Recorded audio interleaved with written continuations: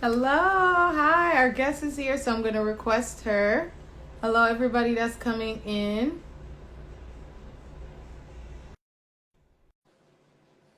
Hope everybody's doing well. Sorry, I'm running a little late today. I was in the city, so I just recently got home. So, hello. Hi. Hi, how are you?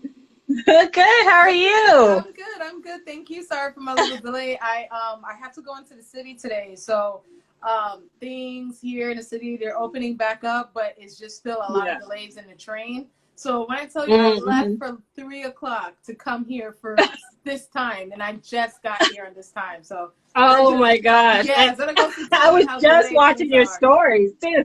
Oh my gosh. Yeah, I so that was goes just to watching your stories, how you were in Penn Station. It wasn't even packed. Like it yeah, looked empty. exactly. It's very scary because I feel like even though a lot of these places are opening, I just kind of went in there to just kind of see what was going on and stuff. And Yeah, yeah. still, yeah, still a lot. It's still a different dynamic. I think that us in New York, we're afraid. We don't want a second wave. So yeah, Yeah, yeah. I don't know. LA is a little weird. Like there's half of us that are like, yeah, stay indoors, hunker down, and then there's the other half that are like, I don't care, I'm just going to the beach, and I'm like, yeah, it's that's a little like a scary. Yeah, it's a little scary. nah. Yeah, That's a you petri definitely dish of just no. definitely take your time, and I feel like, in my opinion, you just want to be safe. So practice safety. Yeah, Practice that's what safety. I'm doing. I'm like, I go out to go around the block to walk my dog and, maybe go to the grocery store, the post office if I have to send something out, but like, that's it, like I'm not trying to like, oh, let me go hang out and go. No, Yeah, it's nope, still, yeah, still a lot nope. going on. I agree. It's still a lot going on. Oh, we have a comment here saying girls look pretty. Keep shining. Oh, thank you, Alicia. Oh, thank you. That's so kind of you. So without further ado, we have Ginger here, and she's going to talk about her brand. And well, you know what? I want to step back. So I want her to explain who she is for herself because I'm telling you, undescribable. Oh, love to hear. Oh, thank you. YouTube Oh, thank University. you. YouTube University is where I learned how to do my hair. So I had no choice. Thank you, Clarissa. I hope you're doing well. Hope you guys are doing well also. So without Yes, thank further you for ado, being here. yes. So let's get started right away because we have a great discussion that's going to be coming up, and we're going to learn Yeah. so much about you also. So first thing is first, what is your name and also the name of your brand? So my name is Ginger. I go by Ginger Nichelle for my brand. Nichelle's my middle name, and yes, I was named after Nichelle Nichols off of Star Trek because my parents are geeks. So yes, exactly. I was named after her. That's why my middle name is Nichelle with an N and not Michelle with an M, Wow. because I was named after Nichelle Nichols, yes, the actress. Awesome. That's uh, awesome. yeah. And my brand is called L Royalty Clothing. The L stands for Lolita. But since I don't mainly do Lolita, I've just kind of shortened it to the L and just have like L period royalty clothing.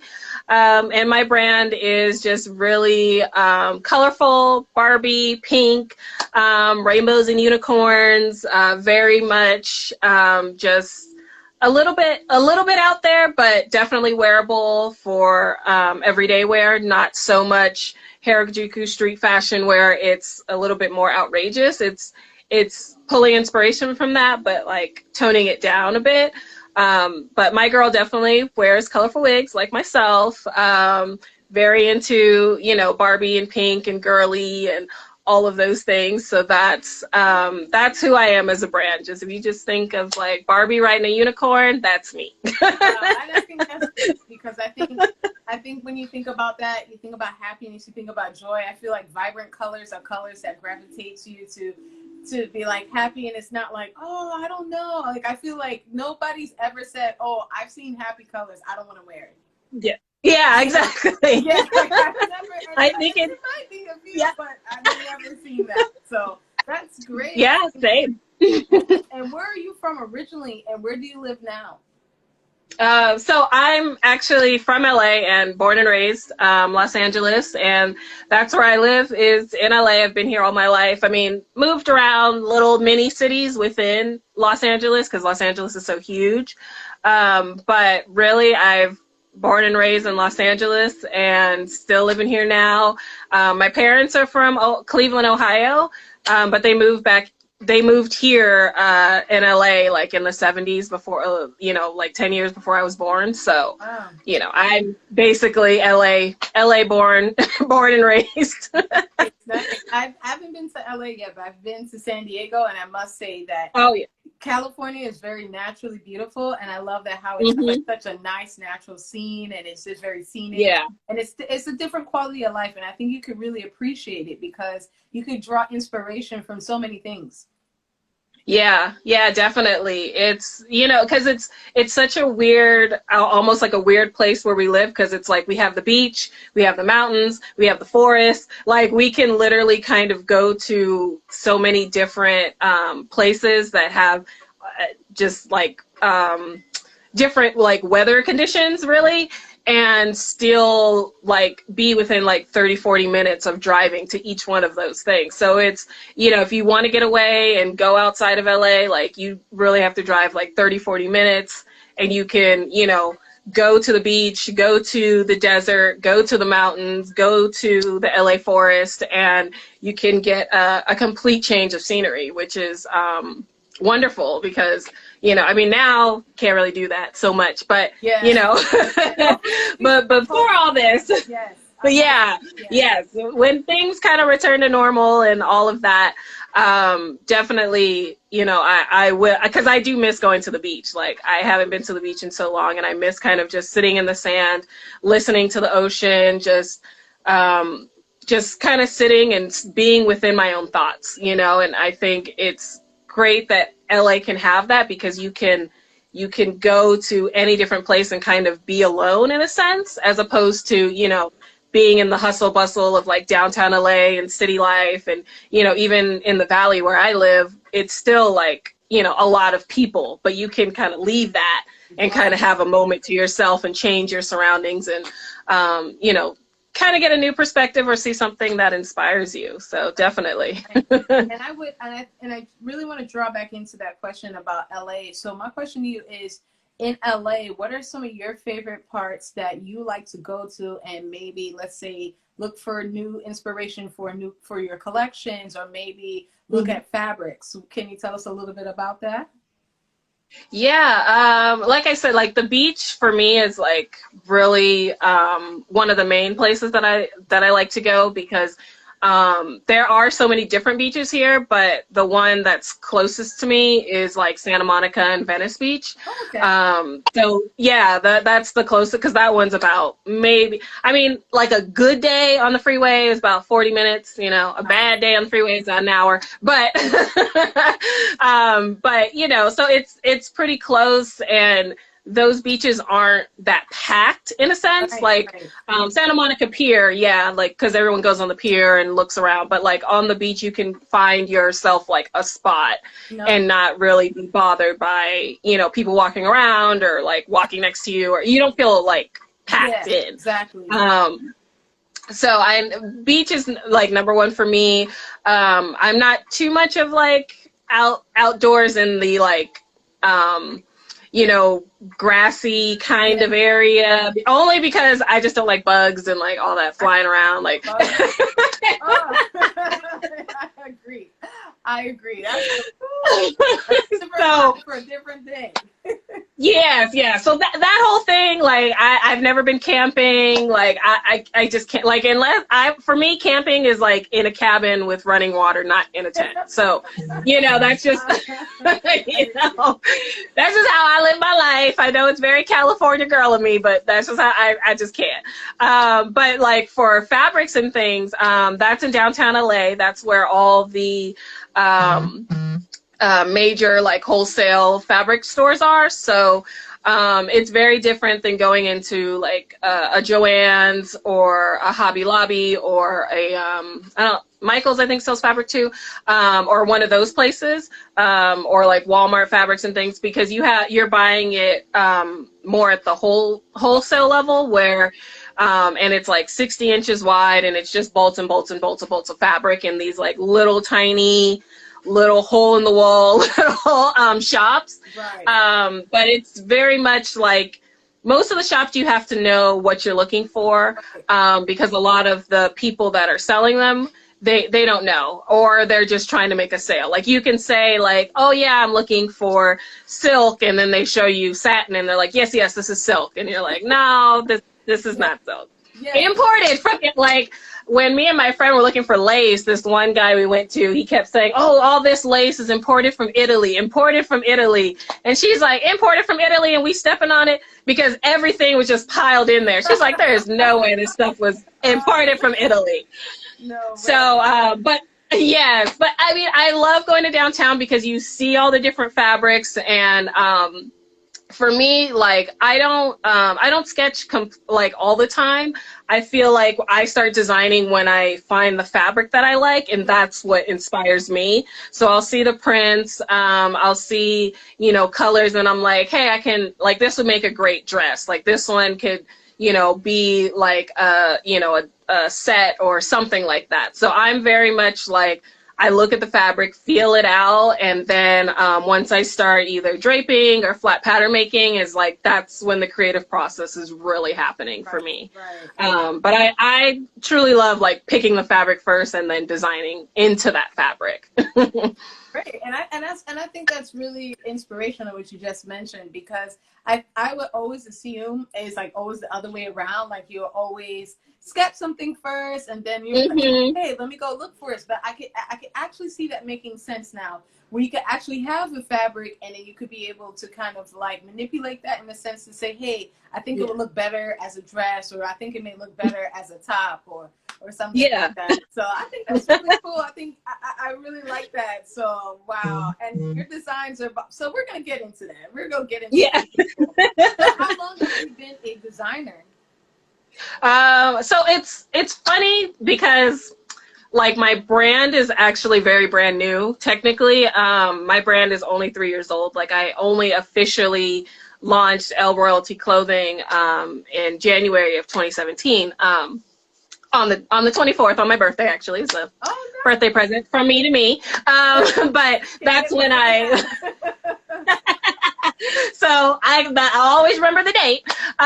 So it's actually just very new because I did LA Fashion Week with a few of my other designer friends. We did LA Fashion Week in fall of 2016, because you do the season before you're supposed to actually launch. So I was showing my spring looks, and then in January I fully launched my website, and it became like a full-fledged business for me.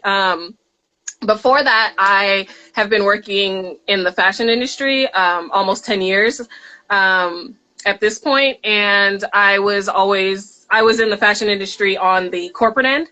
So I was doing private label for, people that shop at Hot Topic, shop at Macy, shop at, what else? Kmart, Kohl's, Zoomies, all these places. But I did that for almost 10 years, more if you want to count unpaid internships and all that. But I worked in the, unpaid internships that we got to do. So I worked in the fashion industry in that sense, and I did more on the production end. So I was doing correcting patterns, correcting fit, sending fit comments, tech packs, all of that, more of production, not so much the design end.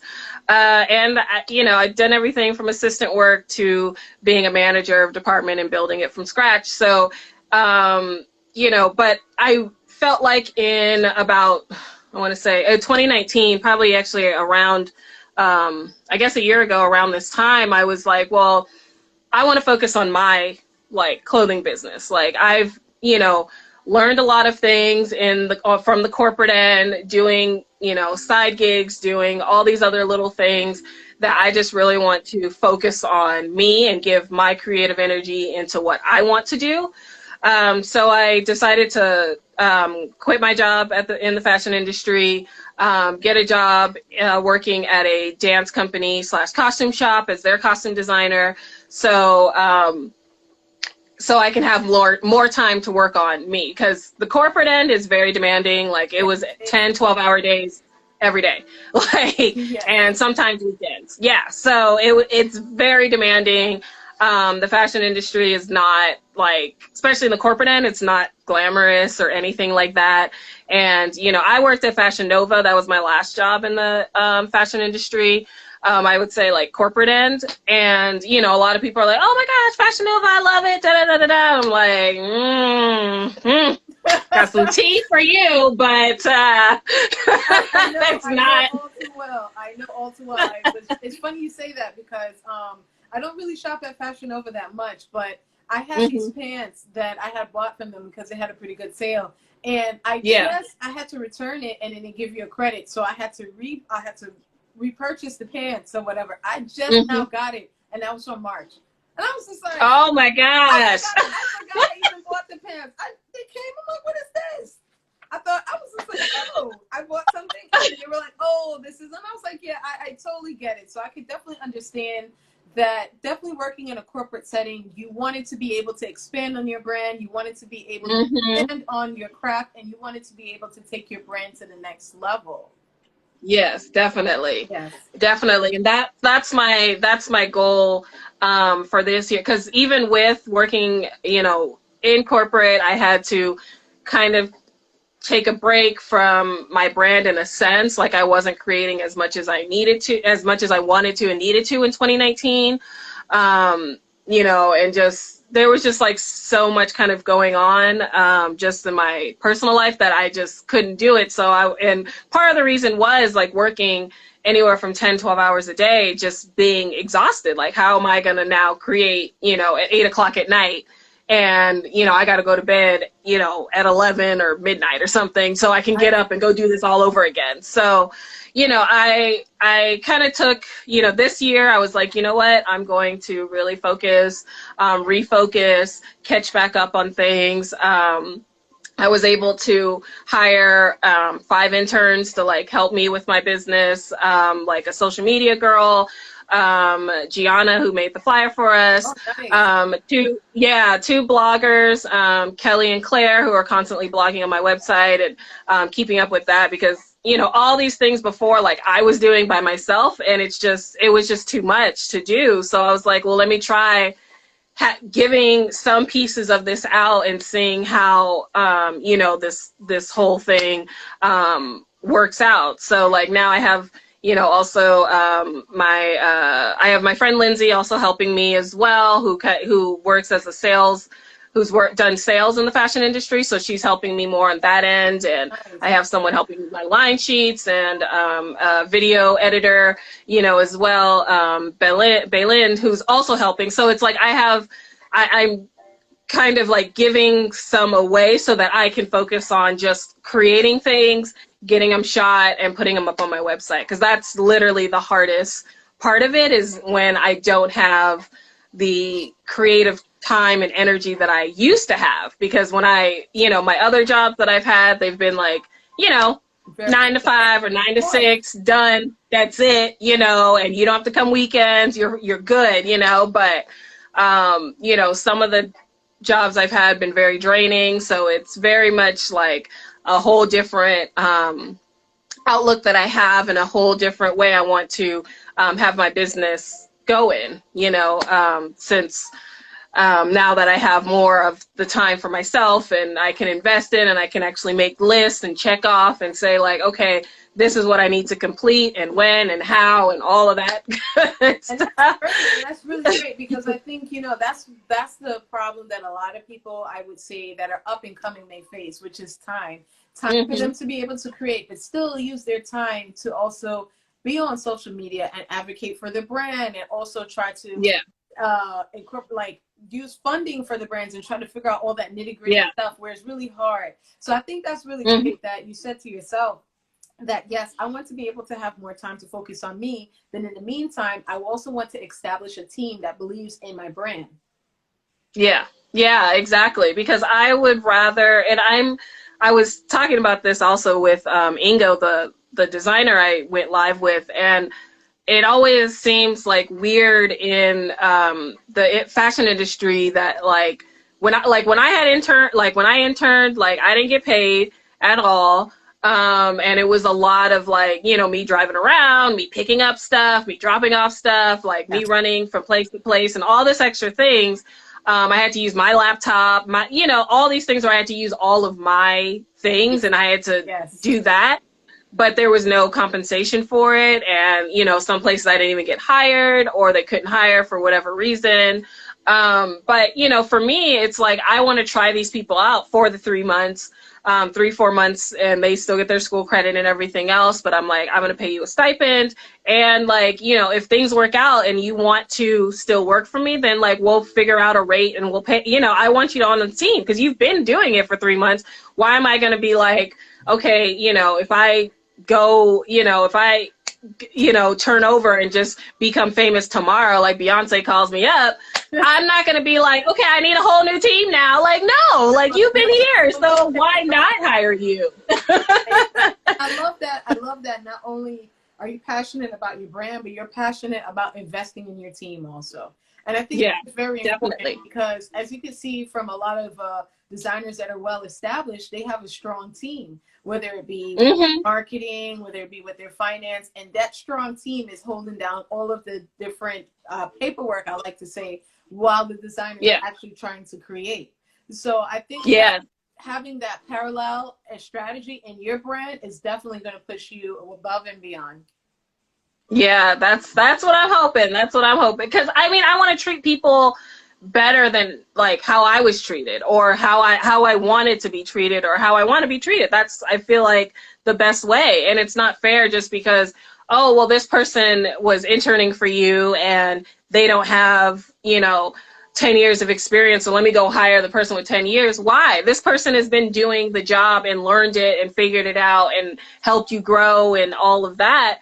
And why not hire them? Of course. Okay, they get you, let me give you the 10 years of experience as opposed to you now struggling to find experience now and, oh, well, you had an internship. Okay, well, you kind of work, but not really. Let me just give you the 10 years. Why is that so hard? You're just out of college. You need a job. And I think that's the mindset. A lot of people they're not looking at it that way. They're looking at it like, what can you do for me as of the right now? So that's really, that's really definitely. Great. So I wanted to talk a little bit about your personal style and how it relates to your brand. So I know that there's a lot of people that have their own personal style and their personal style is very different from their clothing brand. So we would love to learn a little bit about your personal style and how you infuse that into your brand.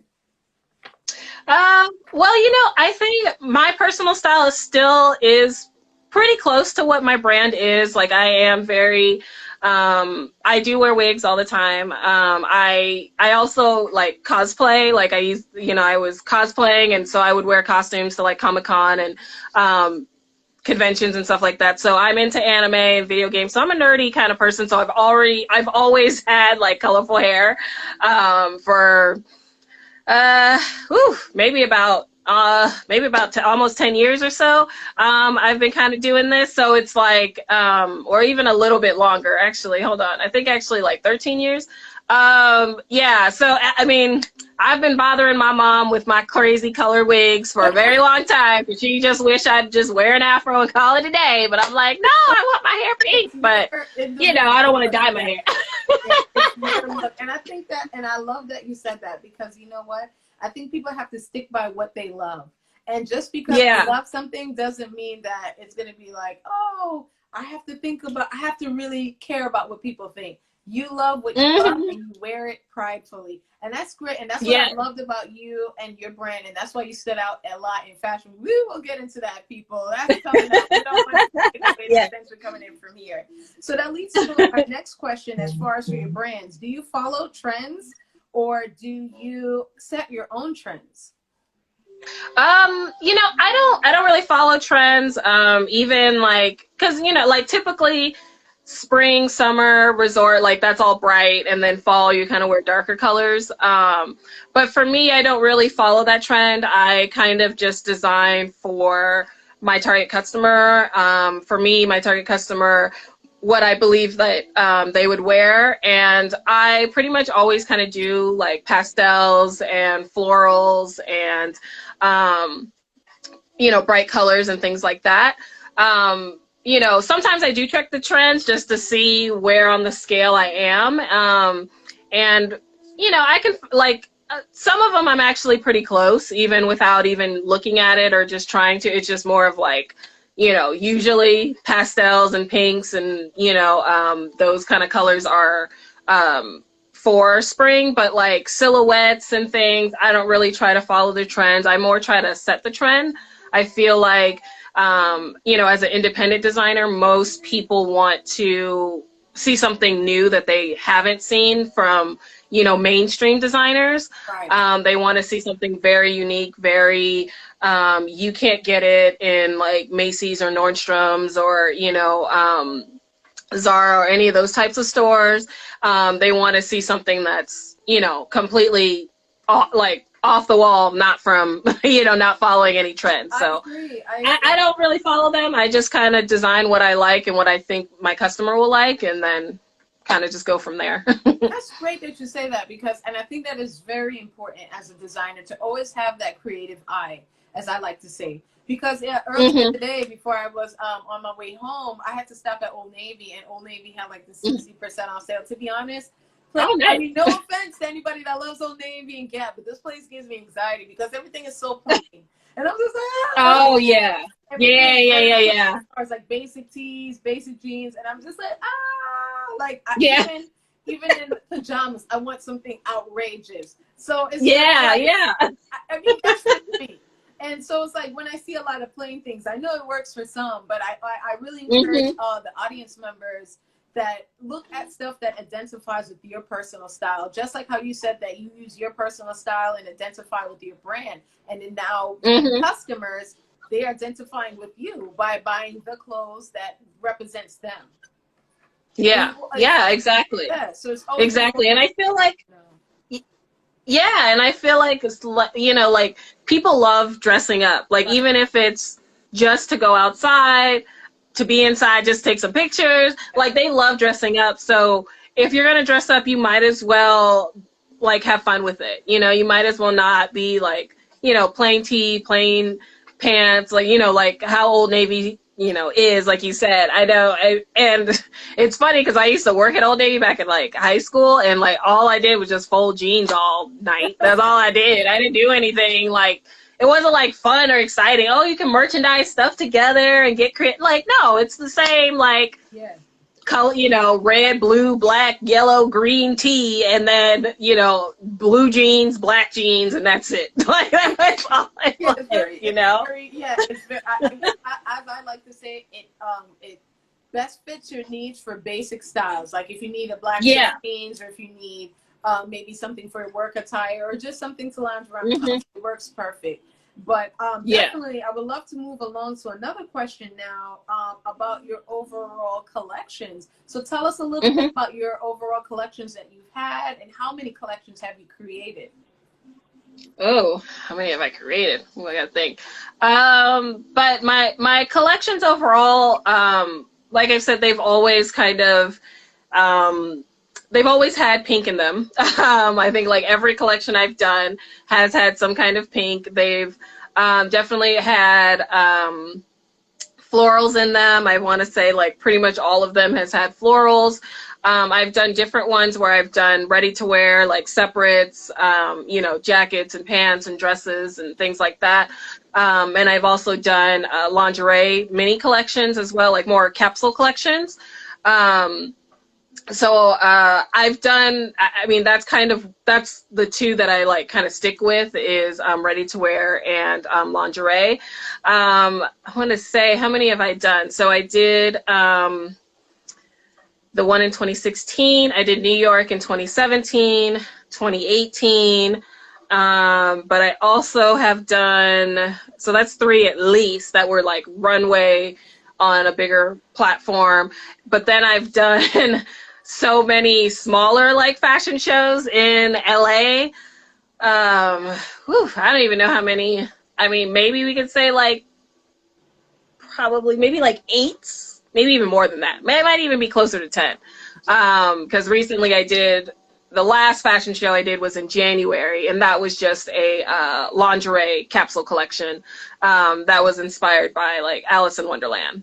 So just because of I use like a reflective fabric, so I made a reflective bunny suit. Oh, And okay. yeah, and then yeah, so like it was a reflective bunny suit, and that was kind of to the bunny, kind of like the bunny, because he like is always late, but also kind of like the Cheshire cat, because he kind of like disappears, but like is still there. Like you only see his smile, so you can only see the like reflective bodysuit. You couldn't see the model. Oh.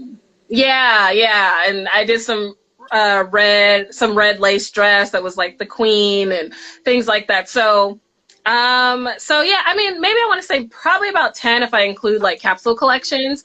But my aesthetic pretty much stays the same. One time I did do, I think 2 years ago, I did do a goth Barbie collection, capsule collection. So that was more of using like black and red was like my main colors. Just because I realized I had a lot of goth friends that I have model for me who are like model. They're like, some of them do model, some just, model for me, but a lot of them were goth, like tattooed up, like, suicide girl looking, They have their own individuality. And I think that's Yeah. great because it's refreshing to know that even down to the creative side of your brand, you want people that represents real people. And it's Yes, not yes, like, definitely. oh, well, they have to look a certain way. No, these are real people, and this is how they look at because this is their personal style. And I think that's so Yes. important, especially in the fashion industry, because we can see things like fast fashion, where if it's worn on Kim Mm-hmm. Kardashian, well, if we want to look like her, we could just buy this dress from who knows where. And it's very Yeah. refreshing to see that you're sticking with that creative aspect of stick to who you are. Mm-hmm. Yeah, because even some of my friends who have tattoos, like full on tattoo, like sleeves, legs, whatever, they'll be like, "Oh, do you want me to cover up my tattoos?" Because I know this is supposed to be really a pinky, girly, and I was like, "No, why?" Like you got the tattoo to show it. Like, I mean, if you were to wear this dress, you would show your tattoo. Like, why would you cover that up? Like, there's no need to do that. Exactly. Well said. Well said. So Yeah, it's part of your personality. It tells a story about yourself because there's a story behind every tattoo. I'm like, just that's you. I mean, I'd rather it be you. I mean, there's no point of trying to cover up with makeup. Why? Great. So that leads us to a next question that I think a lot of us are so curious to know is your experience with New York Fashion Week. So we would love to know how did you find out about New York Fashion Week as far as being able to get your show showcased and your feelings and your thoughts about your models walking the runway, and then also a little bit of differences that you see at New York Fashion Week compared to what you may see at LA's Fashion Week. Okay. So New York Fashion Week, I think I was just really kind of Googling it, looking it up. At this point when I did it in 2017, I wasn't working in a corporate job at that moment because I was laid off because the company I worked for was sold. So I was laid off because they only took like the designer and that was it. They already had their own tech designers. So I was just looking and saying like, hey, if I go to fashion, like if I were to do this, like I didn't think it was possible, but it was just like, I'm gonna look this up and see, like, cost it out. How much would it cost? Could I get into it? So then I happened to find Small Boutique Fashion Week, which hosts indie designers. And I looked them up, was going through their page. You have to submit, your collection, kind of write about it, write about yourself, yakety smackety. There's a whole, I guess, like I don't know if it's, I'm assuming it's a team of people, maybe a couple of people that look over your stuff and kind of pick which designers they want. So I did that, not really thinking much of it. Really, I was like, I'm probably not going to pick. There's probably plenty of people in New York that are going to get picked, so why are they going to pick me? But they did approve me. So then after they approved me, it was kind of like, oh, well, I guess I better buy a plane ticket. I guess I really better do this. Because I didn't think it was actually going to happen. Wow. So I started working on my collection, you know, and I was very, I guess I could say I was very nervous, very unsure, because it wasn't like it wasn't like I knew anybody out there. Like, I don't know anybody in New York, at least where I was going to be. I do have a friend that's like, I think in Jersey, but like, in New York, like I don't have, like, I didn't go with anybody. I went by myself. Like, it was kind of really kind of scary for me in a sense, just because it was just, I'm going by myself. My friend joined me a couple days later, but like traveling, I was literally going by myself. Wow. Was that your and yeah, and that was my first time. Yeah, first time in New York. Because that was my first time. I think any other time was just passing through the airport, which doesn't count. So, so yeah, that was my first time in New York, and it was scary because also I didn't know the models. I didn't know, like, you know, was I going to be able to find the place? What, you know, just other random thoughts in my head. Like, what if I'm late? Are they going to close the doors on me? Like, you know, I mean, I just don't know, you know? But I made it there. Thankfully, my friend was there too, because she reminds me to like drink water, reminds me to eat.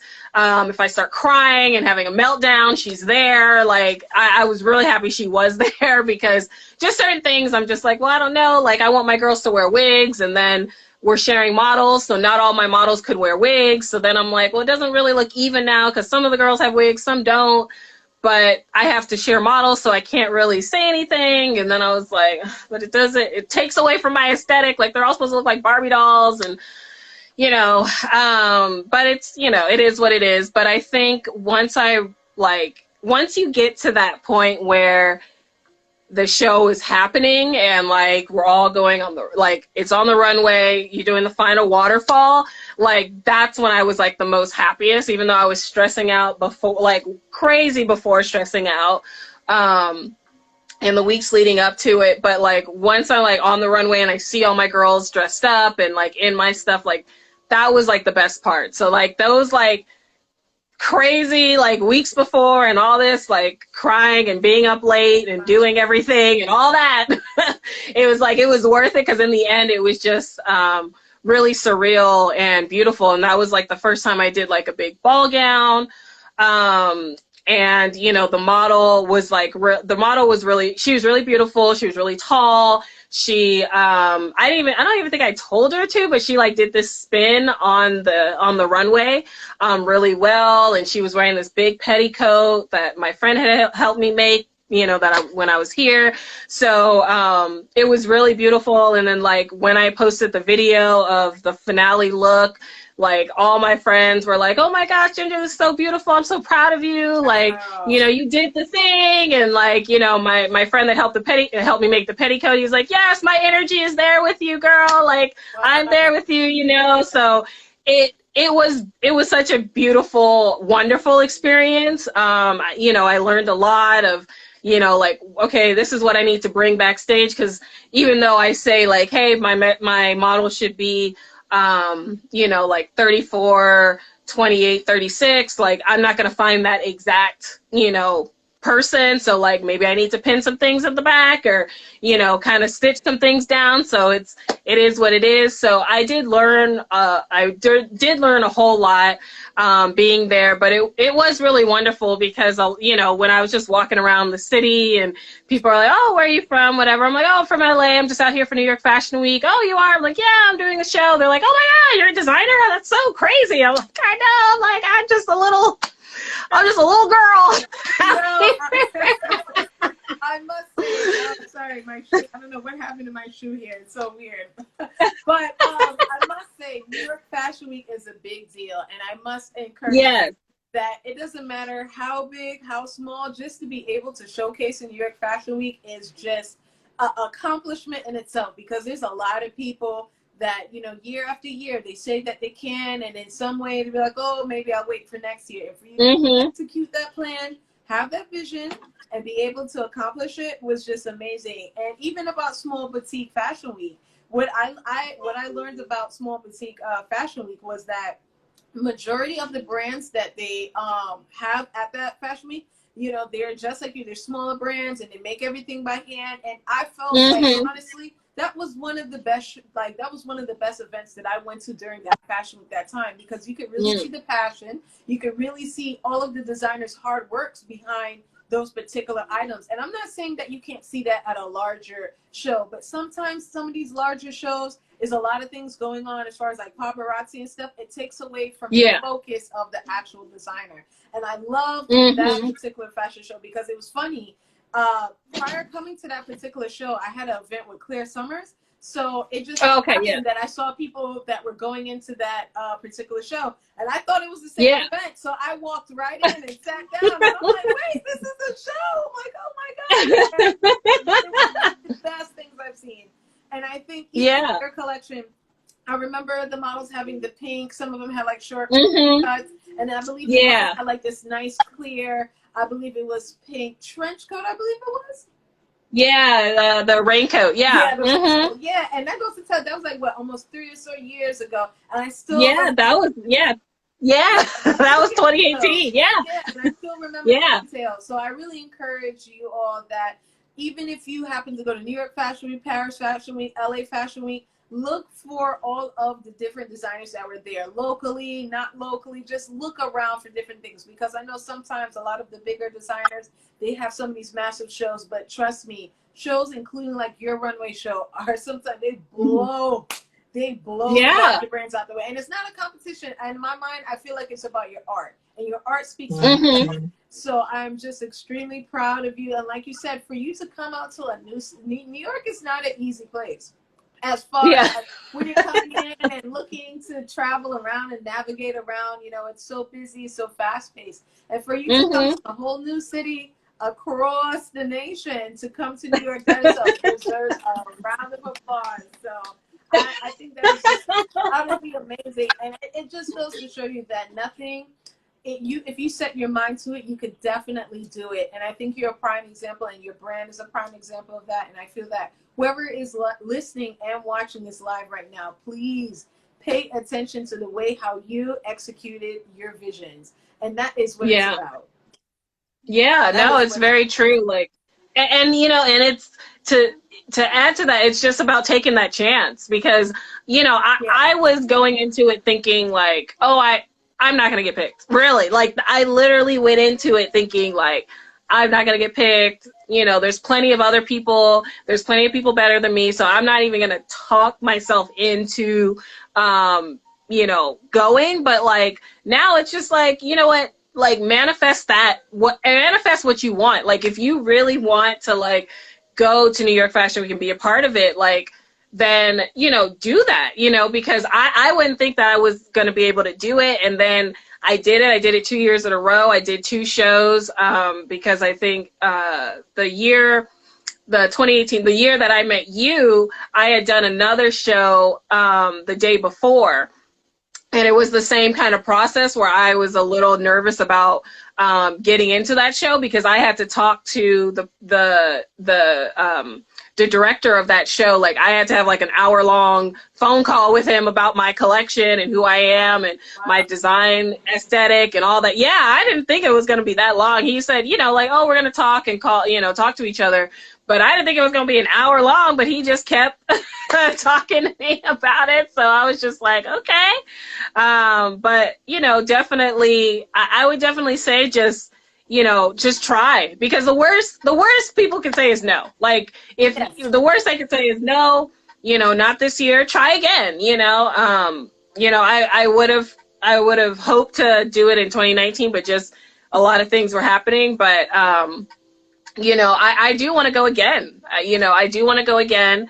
I even want to go international. Like, my friend that also showed the same year that I did, she was talking about us going to London Fashion Week and Yeah, which is trying to apply to that. Yeah, great, great.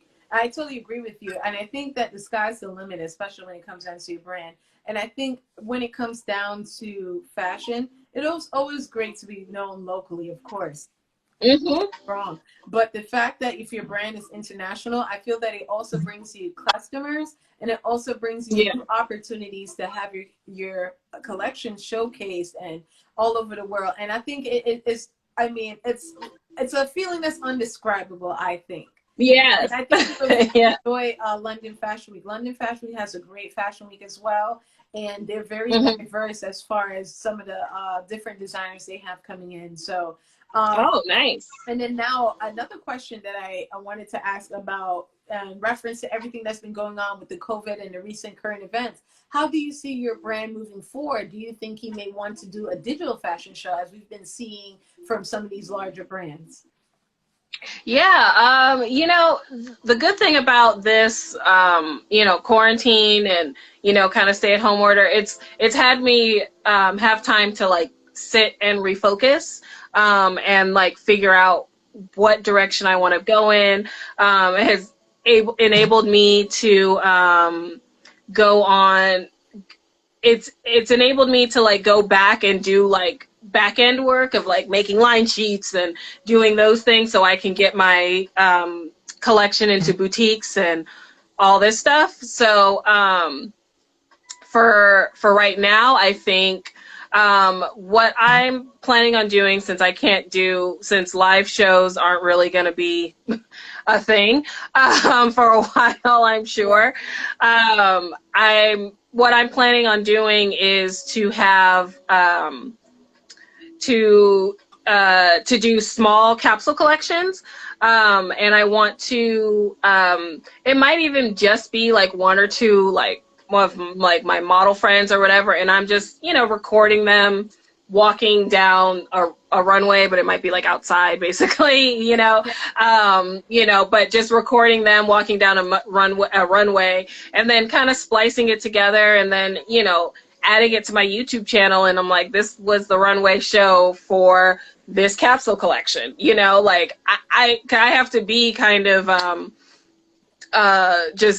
I gotta have a totally different way of thinking of how I'm gonna help get my brand out there. Right. Because I like doing fashion shows, even though they're really stressful and crazy and all that stuff. I do love doing fashion shows, and I do like having the live audience. And then it's easier for me to get feedback because afterwards people, come up to you and say, oh, I like this outfit, I like this, I like. So then I can kind of at least know, like, okay, so this is the ones. These are the few outfits I should probably really push. Because like you said, the raincoat, that was like everyone's favorite, was like that clear pink raincoat. Right. So that's the one I got a lot of good feedback for. And I mean, I'm still getting orders for that same raincoat. So I'm like, well, now I got to do like 5-6 colors now of the same raincoat because everybody wants it,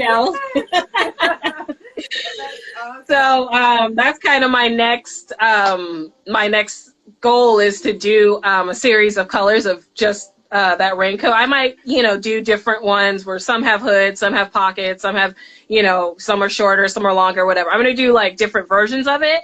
But that's one of my next capsule collections is doing, just those raincoats. And so I think how I'm going to, promote it is going to promote it and get it shot and everything is all different because now I feel like everything I have to do is more like outdoors and things. Like I can't really go and do like a indoor live show or live event or,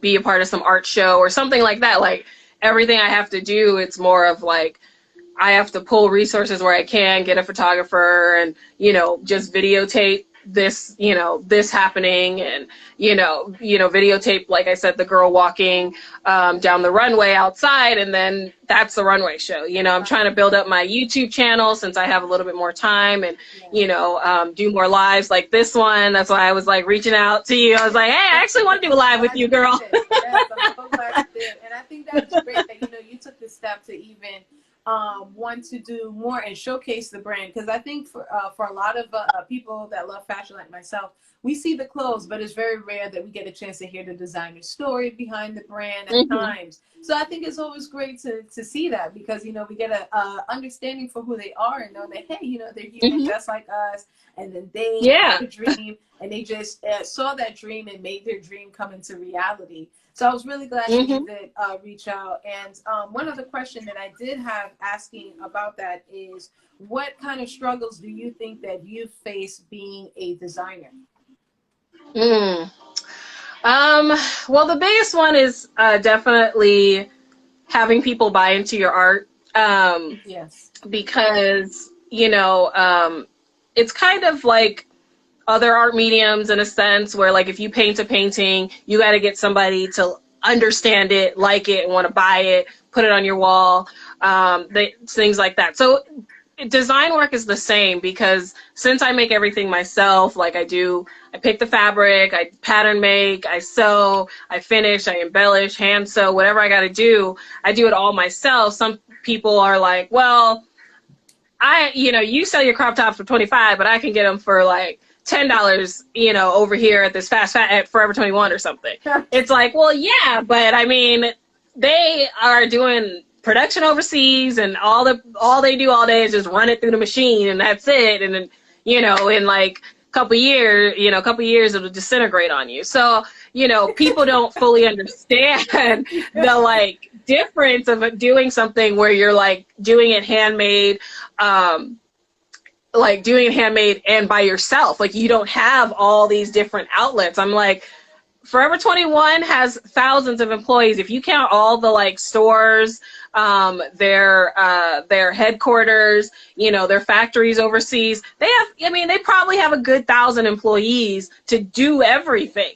Like, it's, as opposed for me, I got to do it all myself, because even before my interns, like, I was blogging every week. I was updating, my website and my Instagram and all my, Facebook and Twitter and all my other social media. And, I was the one doing the photography. I was, making the clothes and, doing the photography. I mean, sometimes I had a photographer, but sometimes I just needed to do it quick. So I just was like, hey, friends, hey friends, are you free in 3 days so I can take two pictures of you in my outfits, So the challenging part is doing everything by yourself. Definitely, it's the most challenging part, and I think, I'm still trying to learn how to balance everything, because I always have ideas shooting out of my head all the time.